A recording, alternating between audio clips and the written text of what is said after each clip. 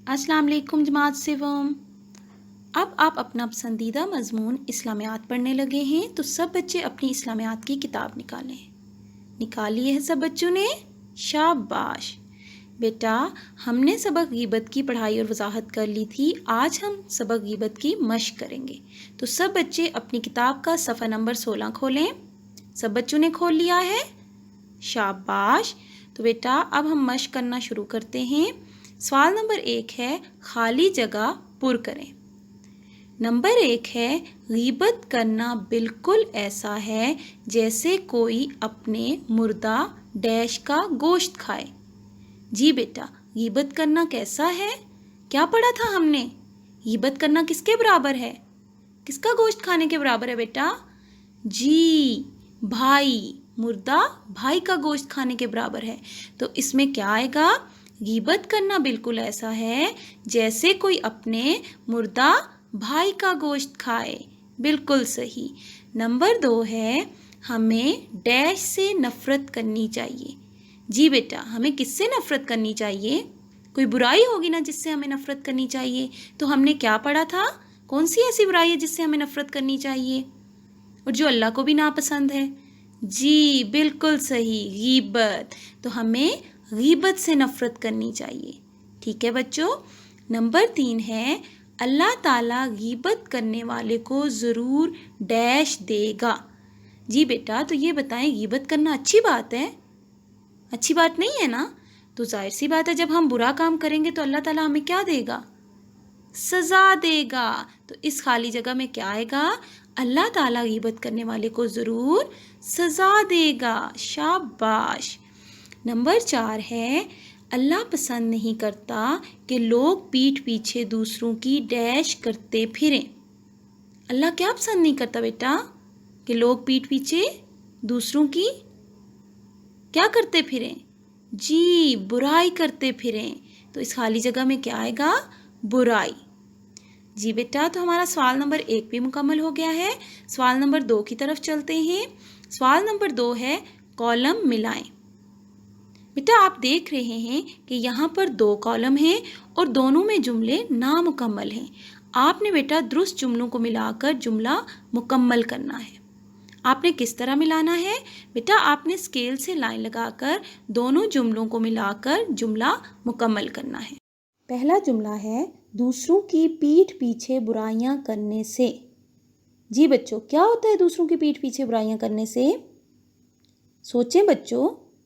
जी बिल्कुल दुरुस्त, बुराइयां दूसरों तक फैलती हैं। दूसरों की पीठ पीछे बुराइयां करने से बुराइयां दूसरों तक फैलती हैं।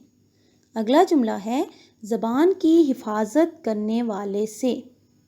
जी बच्चों, जो ज़बान की हिफाजत करता है यानी सोच समझ कर बोलता है तो उससे क्या होता है? जी, अल्लाह ताला खुश होता है। बिल्कुल दुरुस्त बताया। तो बेटा ज़बान की हिफाजत करने वाले से अल्लाह ताला खुश होता है। अगला जुमला है किसी शख्स में कोई बुराई देखें। बच्चों आपने सबक में क्या पढ़ा था कि हमें क्या करना चाहिए जब हम किसी शख्स में कोई बुराई देखें? जी, सिर्फ उसी को नसीहत करें। तो मुकम्मल जुमला क्या होगा? किसी शख्स में कोई बुराई देखें तो सिर्फ उसी को नसीहत करें। अगला जुमला है गीबत की बात जाहिर होने पर। जी बेटा, तो गीबत की बात जाहिर होने पर क्या होगा? जी, गीबत करने वाले की क्या इज्जत रहेगी? तो मुकम्मल जुमला क्या होगा? गीबत की बात जाहिर होने पर गीबत करने वाले की क्या इज्जत रहेगी? बच्चों अब ये सवाल भी मुकम्मल हो गया है। अब हम अगले सवाल की तरफ चलते हैं। सवाल है मतन को देखकर दिए गए 4 जवाबात में से दुरुस्त पर टिक का निशान लगाएं। नंबर 1 है गीबत का मतलब है किसी की, अलिफ बुराई करना उसकी मौजूदगी में, बे बुराई करना उसके पीछे, जीम अच्छाई करना उसके सामने, दाल अच्छाई बयान करना उसके पीछे।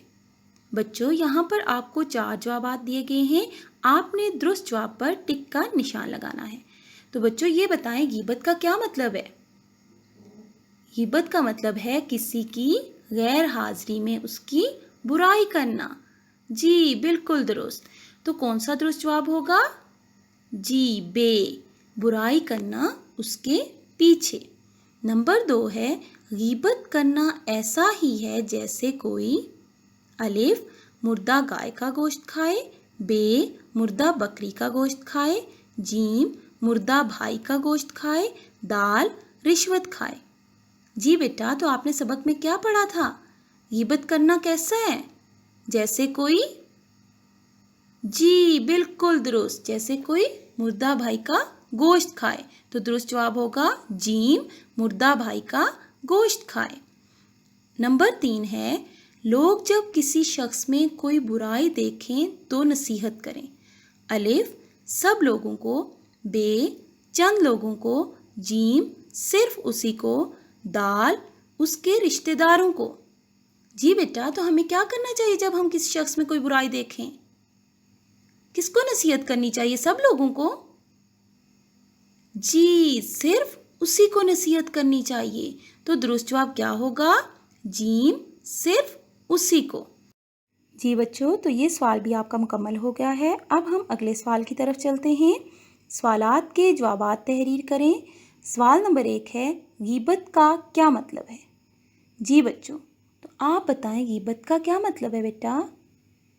جی کسی کی غیر حاضری میں اس کی برائی کرنا، بالکل درست۔ تو بیٹا اس کا مکمل جواب ہم کیسے تحریر کریں گے؟ غیبت کا مطلب ہے کسی کی غیر حاضری میں اس کی برائی کرنا۔ سوال نمبر 2 ہے ہمیں بات کرنے سے پہلے کیا سوچ لینا چاہیے؟ بچوں، ہم نے سبق میں کیا پڑھا تھا کہ ہمیں بات کرنے سے پہلے کیا سوچ لینا چاہیے؟ یاد ہے نا آپ کو؟ جی بالکل درست، کہ ہماری زبان سے کسی کی برائی نہ ہو۔ تو بیٹا اس کا مکمل جواب کیا تحریر کریں گے ہم؟ ہمیں بات کرنے سے پہلے یہ سوچ لینا چاہیے کہ ہماری زبان سے کسی کی برائی نہ ہو۔ سوال نمبر 3 ہے غیبت کرنے میں کیا نقصان ہے؟ جی بچوں، تو آپ کو یاد ہے ہم نے کیا نقصانات پڑھے تھے غیبت کے؟ جی بالکل درست، اس کے بہت سارے نقصانات ہیں، لیکن ہم یہاں پر صرف 3 تحریر کریں گے۔ نمبر 1 غیبت کرنے سے اللہ ناراض ہوتا ہے۔ نمبر 2 غیبت کرنے والے کی کوئی عزت نہیں کرتا۔ نمبر 3 غیبت کرنے سے گناہوں میں اضافہ ہوتا ہے۔ شاباش بچوں، آپ نے بالکل درست جوابات بتائے۔ اب ہم اضافی سوال کرتے ہیں۔ سوال ہے غیبت کے بارے میں اللہ تعالیٰ نے کیا کہا ہے؟ جی بیٹا، تو آپ بتائیں کہ غیبت کے بارے میں اللہ تعالیٰ نے کیا کہا؟ یاد ہے نا آپ کو؟ جی بیٹا آپ بتائیں۔ جی بالکل درست، کہ غیبت کرنا بالکل ایسے ہے جیسے کوئی اپنے مردہ بھائی کا گوشت کھائے۔ تو ہم اس کا مکمل جواب دیکھ لیتے ہیں۔ غیبت کے بارے میں اللہ تعالیٰ نے کہا ہے کہ غیبت کرنا بالکل ایسے ہے جیسے کوئی اپنے مردہ بھائی کا گوشت کھائے۔ اب اضافی سوال بھی مکمل ہو گیا ہے۔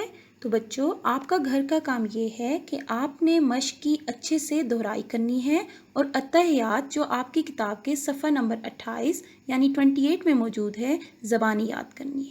اللہ حافظ۔